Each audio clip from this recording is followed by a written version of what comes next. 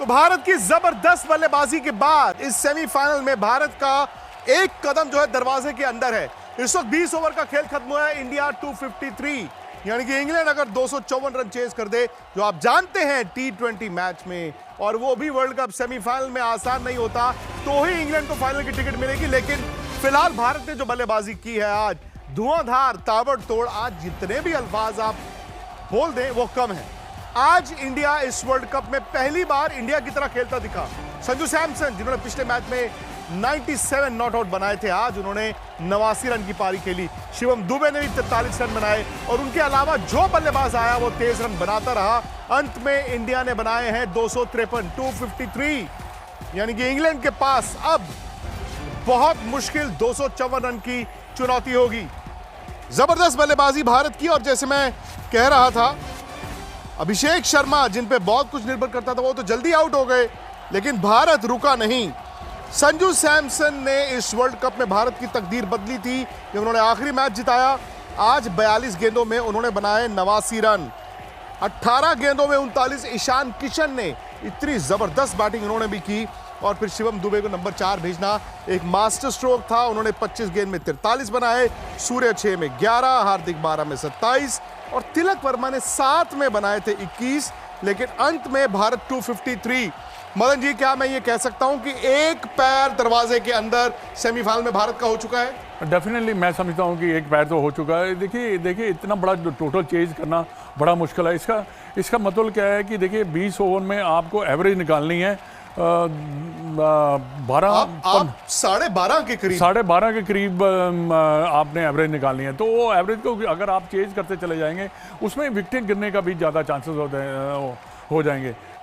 Match decide करेगा पहले 6 over, फिर दूसरे 4 ओवर।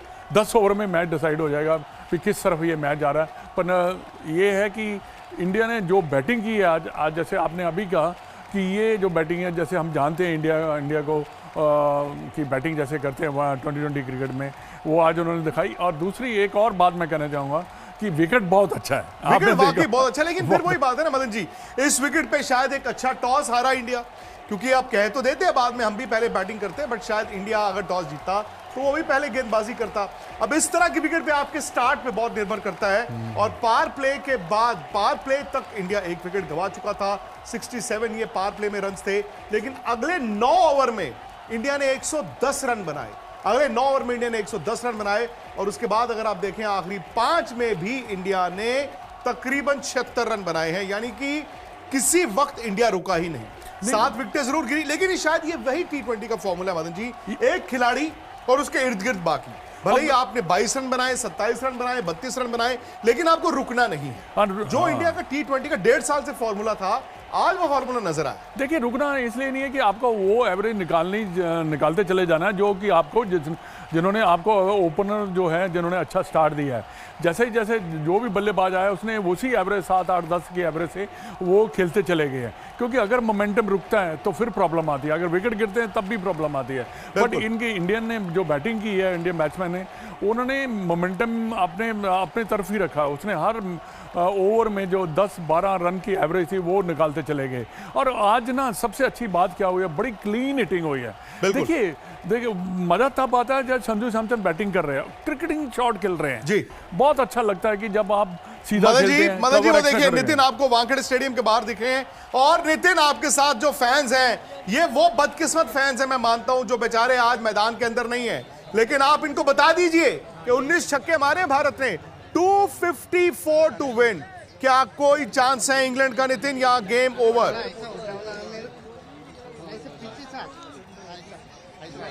जी देखिए, गेम तो मुझे ओवर लग रहा है कि जिस तरीके से आज संजू सैमसन, और मैं बोलूंगा कि जिस तरीके से निचले क्रम पर हम आकर जिस तरिके से हमने मैच को फिनिश किया है, वो सबसे बड़ी चीज थी। और लगातार हम उम्मीद भी कर रहे थे कि इसी तरह की बल्लेबाजी वानखेड़े के इस मैदान पर हमें देखने के लिए मिलेगी। 253 रन मुझे नहीं लगता यहाँ पर चेज हो सकते हैं, हाँ, लेकिन इस मैदान पर 254 भी एक बार चेज हुआ है। बट अगेन, चूंकि ये सेमीफाइनल मुकाबला, और फैंस जो मेरे साथ यहाँ पर खड़े हैं, ये एक्चुअली मुझे यहाँ पर खड़े होने का मौका भी नहीं दे रहे, क्योंकि इनको करना है क्या,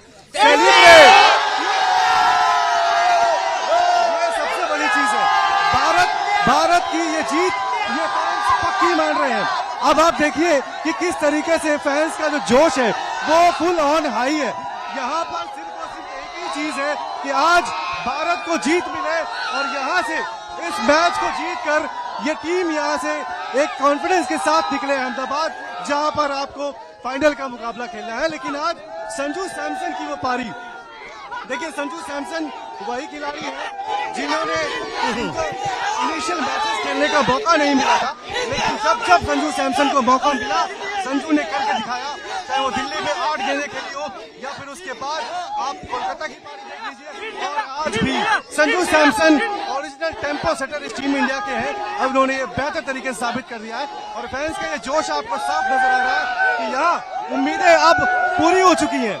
इन फैंस ने मान लिया है कि भारत इस मुकाबले को जीत रहा है और इंग्लैंड यहाँ पर वापस जाने के लिए मजबूर हो जाएगा। विक्रांत, और एक तरह से मदन जी, आज जब आपने शिवम दुबे को भी प्रमोट किया, मुझे लगा वो एक मास्टर स्ट्रोक था। क्यों? क्योंकि ईशान और संजू आपको स्टार्ट तो दे चुके थे, लेकिन उस वक्त आदिल रशीद ने बॉल डालना था और आपने शिवम दुबे को स्लाइसेस के साथ भेजा। आज आपने शिवम दुबे की वो यूटिलाइजेशन भी की। हम ईशान की वो पारी या संजू की पारी को याद करेंगे, बट शिवम दुबे ने ना सिर्फ आज बल्कि इस वर्ल्ड कप में जब जब जरूरत पड़ी है रन बनाए। हाँ बिल्कुल, आपने सही कहा, क्योंकि देखिए जब भी उसको मौका मिला है उन्होंने रन बनाए भी। और जो ये ना विक्रांत क्या है, यहाँ पे बहुत ज़्यादा स्ट्रांग है, थोड़ा सा भी शॉट आता है और उसकी हिटिंग जो है बड़ी क्लीन हिटिंग है। उससे क्या है कि देखिए जब आप ऐसी अच्छी हिटिंग करते हैं, जब आपके वो बॉल मिलते हैं, अगर आप इतने ज़्यादा कॉन्फिडेंस है, आत्मविश्वास है कि मैं बॉल को बाहर निकाल दूंगा, और उसने बड़े लंबे लंबे सिक्स मारे हैं। और इसका जो हर मैच में जब भी इनको मौका मिला है, बट आपने जो कहा ना मास्टर स्ट्रोक, ये ऐसे डिसीजन लेने पड़ते हैं 2020 क्रिकेट में, क्योंकि आपको मोमेंटम जो जारी करने के लिए। और मुझे तो लगता है कि जब जब आप विपरीत परिस्थितियों में होते हैं, आपका इम्तिहान वही होता है। अभिषेक शर्मा का विपरीत परिस्थितियों में इम्तिहान हुआ, एज एन इंडिविजुअल वो फेल हो गए, लेकिन जब भारत का वो इम्तिहान हुआ था साउथ अफ्रीका से मैच हारने के बाद, भारत ने चेंज किया। सिर्फ एक चीज बदली, कभी कभी घर का एक बल्ब आप बदलते हैं, पूरा घर जो है जगमग हो जाता है। संजू सैमसन को भारत वापस लेकर आया था, उसके बाद से उठाकर आप देख लें। अब बड़ी बात, थोड़ी देर पहले मैंने जब मैच शुरू हुआ था सनी भाई से ये पूछा था कि अगर आपको ये मैच जीतना है, चूंकि इंडिया ने अब डिफेंड करने आना है, आपके पास बोर्ड पर 254 रन जरूर है, ओस भी गिर सकती है। सनी भाई से मैंने ये पूछा था कि बुमराह से आप पहला ओवर या दूसरा ओवर करवाओगे या नहीं करवाओगे? मैं तो बुमराह को देखना चाह रहा हूं, और दूसरी एंड से या आप अर्शदीप को इस्तेमाल करें या हार्दिक पांड्या को इस्तेमाल करें, उसमें मुझे कोई प्रॉब्लम नहीं। पर मैं इसलिए ये कह रहा हूं कि पहले 6 ओवर में 2 फील्डर ही होते बाहर 30 मीटर की रेखा के बाहर, तो जो बॉलर है जिसको इसकी कम जरूरत है, मतलब 4 फील्डर की कम जरूरत है, 4 फील्डर बाहर 30 मीटर रेखा के बाहर, वो है जसप्रीत बुमराह।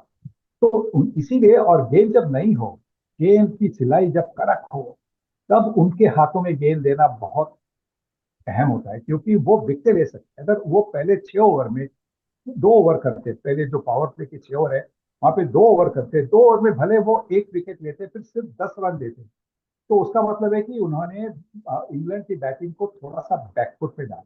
तो इसलिए मैं पहले दिन से कहते आया हूँ कि ना 5वें ओवर देने से, मतलब उनका 1 ही ओवर का इस्तेमाल होता है पावर प्ले में, उसके बदले जसप्रीत बुमराह के 2 ओवर का इस्तेमाल होना चाहिए पावर प्ले में। सनी भाई, फिलहाल सूरत हाल यह है कि 253 रन भारत के पास है।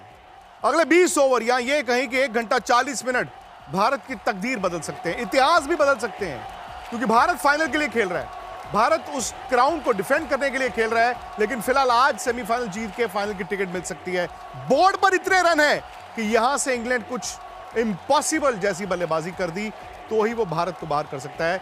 लेकिन उम्मीद करता हूं कि हम और आप जब रात को मुलाकात करें तो फाइनल की टिकट इंडिया के हाथ में हो। स्पोर्ट्स तक हमारा YouTube चैनल लाइव है और मैं भागकर अब वहीं पर जाऊं।